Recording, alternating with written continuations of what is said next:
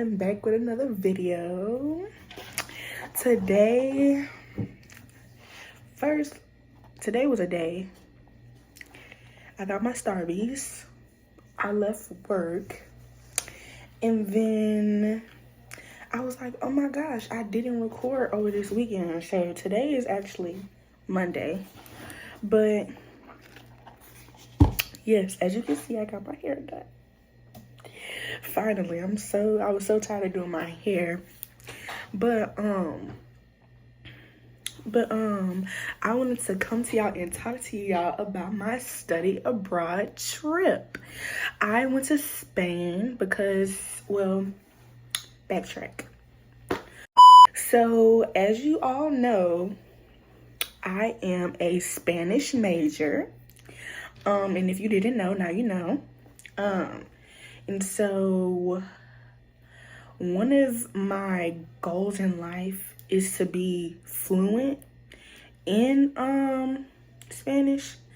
And it's just because I've kind of always been around the Spanish language, just because my mom, she put me in a language immersion school in elementary. So shout out to my mama, because, you know, if it wasn't for her, I don't think I even would have had an interest in Spanish.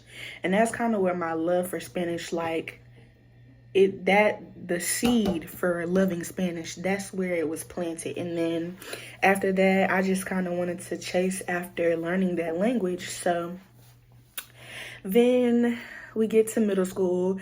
I didn't take Spanish in middle school just because the way that my schedule was set up, nobody really told me that I could take Spanish. So everybody around me was taking Spanish, and I was like, okay, why am I not also taking Spanish? So middle school, I didn't get to take Spanish. High school, however, I did. And so high school, when I started taking Spanish, my freshman year, or maybe even my sophomore year, I think it was my sophomore year I started taking Spanish. This lady, my Spanish teacher, love her. She's one of the reasons why I still to this day love Spanish as well. Shout out to Miss Van Buskirk. She's somewhere out there in the world, and I pray that God is just flourishing in her life as well, because she is a big factor in why I love Spanish so much too. So yes, I took Spanish classes, and throughout high school, I took dual enrollment classes. So that was college course levels, and it applied to my college degree. So when I got to college, some of the classes that I took in high school, I didn't have to take, and, you know, I got the credit. So fast forward to now, well, junior year. My advisor, he's from Spain, period. And so he was like, you want to go to Spain? And I was like, yeah, you know I want to go to Spain. Like, what you mean? Yes. And so he was like, okay. And I was like, so when is it? He was like, next semester. Next semester. I was like, oh, okay. And it was last minute too. He was like, I'm sending somebody else, so why not ask you if you want to go? And I was like, yeah, I want to go. What you mean? And side note, I had already been to Spain in high school with my school. I said, what? I already had been to Spain with my high school on a school trip. And so that was pretty cool. It was a 10-day trip. And so we went all around the different provinces of Spain, kind of. Like, we went to Madrid, Toledo, Sevilla, Granada. Where else did we go? Barcelona. And it was just a really fun time. I got to see, I'm not sure if we went to Cordoba, but it was a really nice time. We went to La Sagrada Familia that time. It was just a really cool experience, and I fell in love with Spain. Like, I have a connection to Spain now, especially since the study abroad trip. And so I was like, you know, okay. I was like, I made a vow to myself. Yeah, I was like, I am coming back to Spain.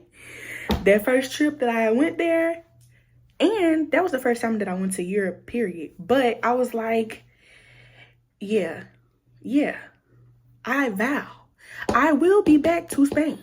Will. And look what happens when you say something and you believe it and you believe to receive it, God come through for you. And that's a message in a whole nother, that's the shout. Anyways, so fast forward to him asking me, do I want to go? I say yes. And then we just start the process. So I apply, do the things for the passport and, things of that nature. And now I'm in Spain. So my living situation, I could have chosen to stay in like a dorm type thing with other students or choose a host family. See me, I chose the host family, and I'm gonna tell you why. One, my advisor was like, that's probably the easiest and most feasible for you. Not price wise, but like immersion wise. And I was like, okay. Two, well, no, price wise too, because host family, I didn't have to worry about where my meal was coming from. That was my host mom's job. I didn't have to worry about washing no clothes at a washateria. She had a washing machine. They don't have dryers. They take energy in the environment really seriously over there. And having a dryer is like one of the rich people things to do. Kind of, but not really. But yes, so I get there. I'm with my host mom. She was such a cool lady. She was so cool. Shout out to Madi, because I love Madi. Anyways, she was just a really nice person. She was really nice, and she really tried to understand like how somebody like me would feel, especially as a African-American woman in Spain. It's like, okay, how, like she really tried to understand me. She tried to understand everything about my culture. I'm from Louisiana, so there's a whole nother culture in that as well. And she was so open in knowing about like the food, the music, Mardi Gras, like, just stuff like that. And it was just a fun time. I also feel like too, my host mom, she really helped me develop and grow more within my Spanish ability. And she took me places. She asked me, girl, y'all, I went to a barbecue in Spain. And it's not like the regular barbecue in America. Like, it's not actual barbecue sauce. It's just grilled meat. And they made the sauce themselves. It was nice. I'm a plug pictures, but it was nice. And so at the school, I walked to school. One thing about Spain, for sure, like everybody's walking. Everybody's either walking, catching a bus, or catching a taxi.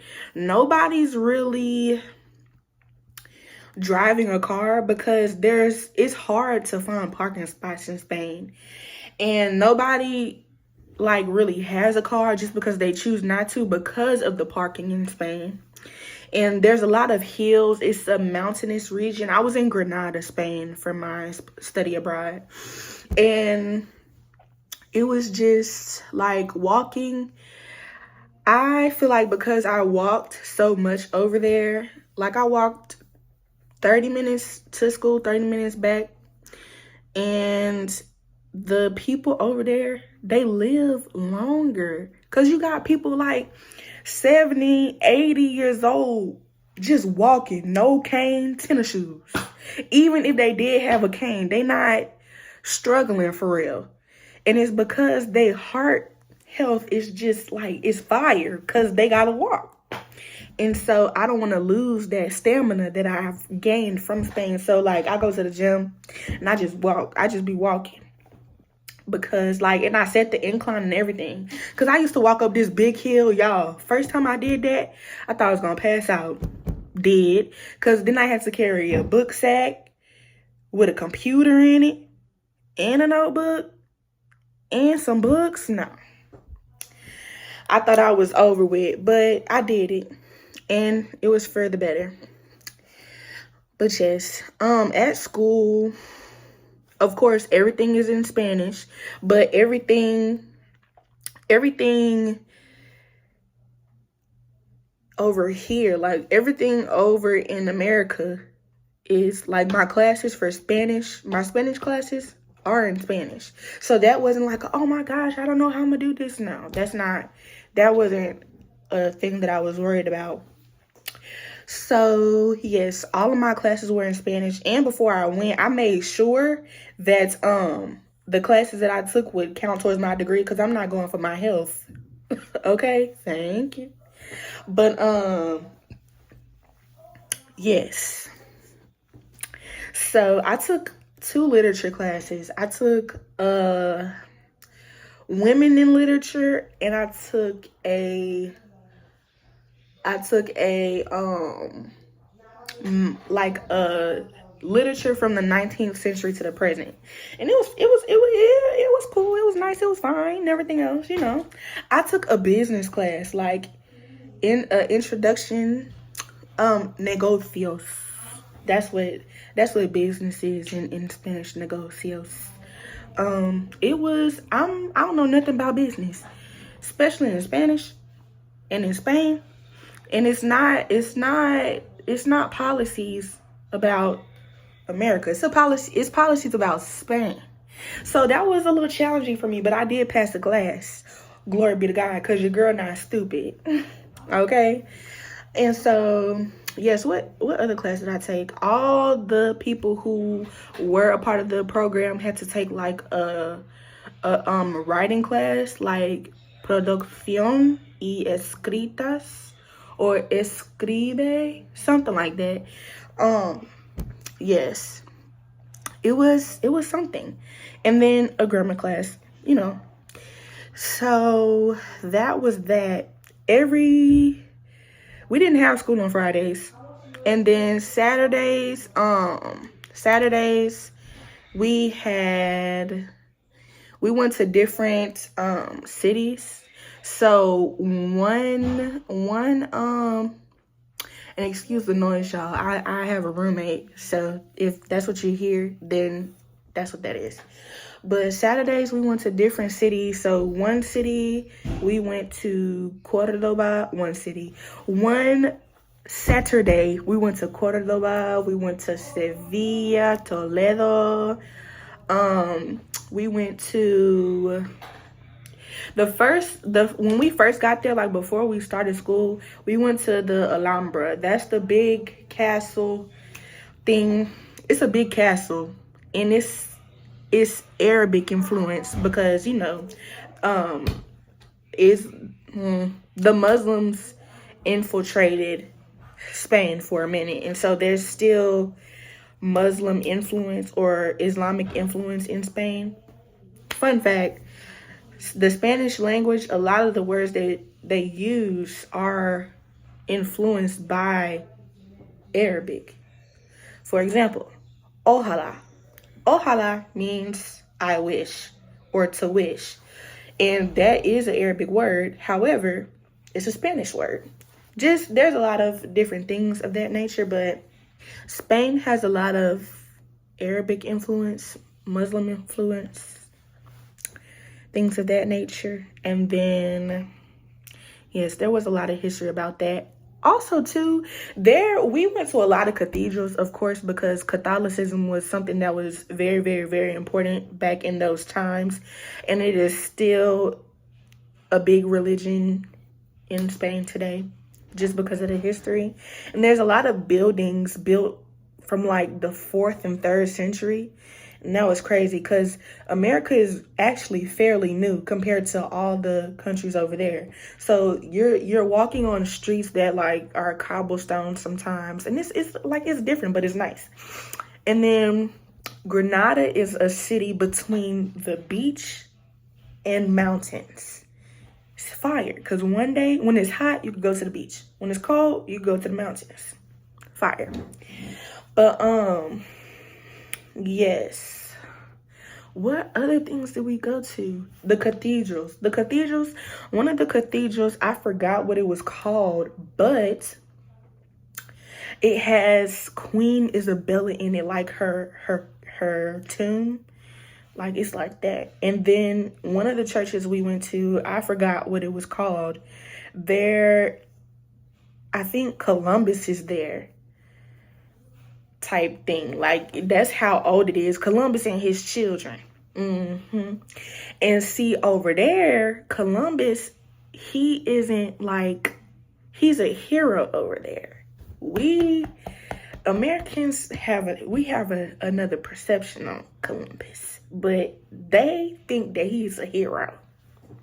Anyway, so yes, because it's like he did this and he did that. I mean, to him, he like broke one of the frontiers, or however you say that. But we have a different perspective. But yeah. And yeah, how was it for somebody like me?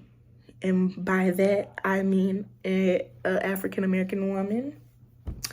It was interesting at first because I was like, okay, like I'm here. At first, I was scared. Y'all, I was scared. I was scared. Real scared. For real. Because I was like, oh my gosh, like, we be going missing. Nobody reports us when we go missing. Nobody cares to protect Black women, but we should be protecting Black women. Yeah, we should. And so that's why I was really scared, because I was like, oh my gosh, I'm like 7 hours away. Who gonna help me? You know? So, but Grenada is like one of the safest places you can be. They don't bother you over there. For one, guns are illegal. Tasers are illegal. Like, that's not something that people have over there. That's one thing. Two, I felt safe walking in the streets in Grenada more than I feel safe at the gas station over here. Because you know you can't walk the streets out here. People crazy. People are real crazy. And so I just thought it was crazy that I did not feel like I was in danger at all. Like, I'm just walking around the city by myself. And even at night too, like, there's women walking their dogs, jogging, exercising. It's because they're on a different time schedule. They eat dinner late. So they're eating dinner around 8, 9, 10 o'clock. Some restaurants though open until 8:30. So that was cool. Taking taxis by myself. Taxis are cheap too. And I took the bus. Fine. But for me, like, did I receive looks? Yes. Especially because I had this hairstyle in Spain too. Like, I had locks.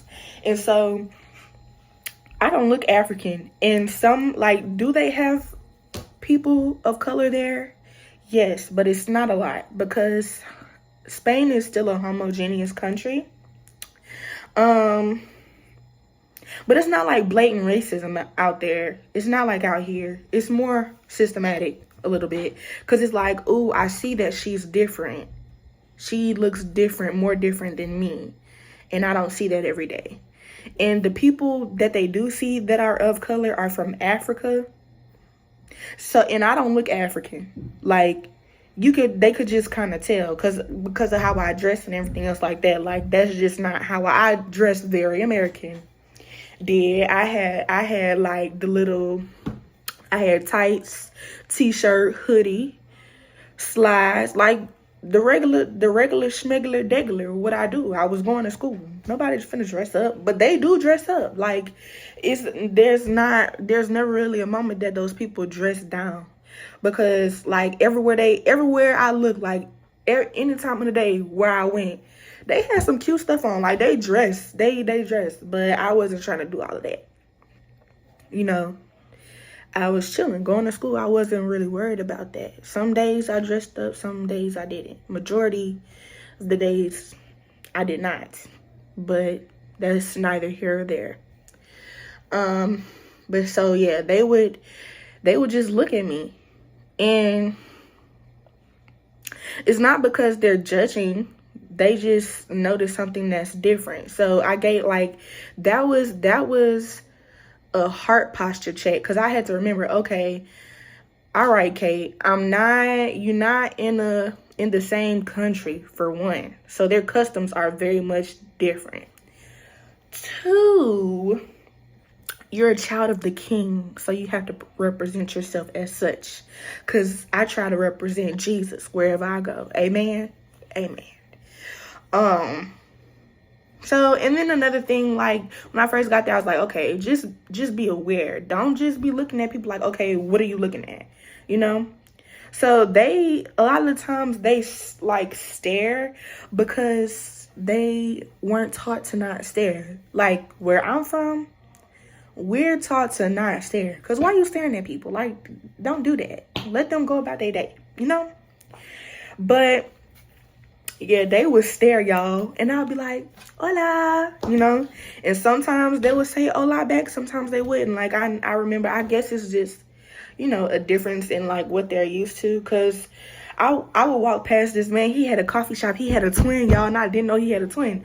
But one day he was outside smoking a cigarette, and he looked at me, and I looked at him, and I was like, just be nice. You know, because it don't hurt to be nice. God calls us to be nice. You know, you never know what people going through. So I was like, hola. And, you know, he was like, I guess he was shocked. And he was like, oh, hola, you know. So that. And then another time, I would pass by an older man. And I'd be like, hola. And he would be like, you know, like, why are you talking to me? And that's another thing, too. Like, in the South, because I'm Southern, very much a Southern gal. In the South, it's like, if you see somebody, y'all make eye contact. Hey, how you doing? You know, they don't do that over there. So I talked to my host mom, because she would ask me a lot, like, okay, like, how are you doing in the city? I'll be like, girl, I'm tired of, like, I'm sometimes, like, I had some days when I first got there where I was like, okay, take me home. Because why are all these people staring at me like I'm... My phone cut off because it was full of storage. But yes, take me home. Because I felt like an artifact in a museum. Like they ain't never seen me before. Because they haven't. But you get what I'm saying. But yes, altogether, it was fairly safe. People would ask me all the time when I got into the taxis too, like, how was your time here in Spain? You know? And I was like, it's fine. But it would be in Spanish. And they would just appreciate you because it's like, wow, you really learning another language. Like, I feel like if anybody is watching this and you're considering learning another language because you only know English, you should definitely learn another language. Just because what disadvantage would it have? None. You get looked at more because you know another language in jobs and in other things. And it could just take you farther, especially when you travel. Like, if you're traveling somewhere, learn the language. Yeah. Also, while I was over there, because it's Europe, the flights to other places were fairly cheap, like $200 round trip, 2, 3, 4. It's fire. I went to Rome, Italy, off $400, and I stayed in a hostel for cheap. On a budget, made that happen. And because I was with Study Abroad, they have a travel agency. It's called Best Life Experience. Shout out to them. I went to Morocco for $85. Went to 3 cities. What? Like, it was a good time. But yes, black women in Spain, you're fine.